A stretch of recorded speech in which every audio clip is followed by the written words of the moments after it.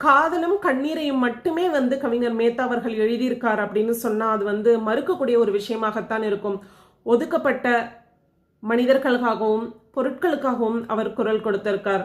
எவ்வளவோ பூக்கள் இருக்கு. நிறைய கவிஞர்கள் ரோஜா பூ, மல்லிப்பூ, தாமரைப்பூ, அல்லிப்பூ, எவ்வளவோ பூக்களுக்கு அவர்களுடைய அந்த பூக்களுடைய வாசனை பற்றியும் அதனுடைய அழகு பற்றியும் அதை பெண்களோடு ஒப்பிட்டும் எவ்வளவோ பூக்களை பற்றி எழுதியிருக்கிறார்கள்.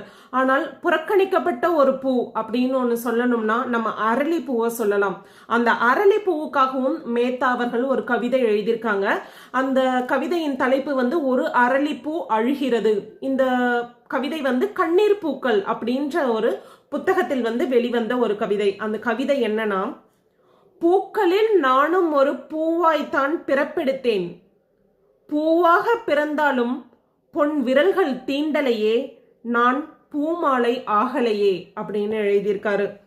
எதனால் இந்த அரளிப்பூ மறுக்கப்பட்டது அப்படின்றது அந்த அரளிப்பூவை நினைத்து வருந்தும்படியாக எழுதியதுதான் இந்த கவிதை.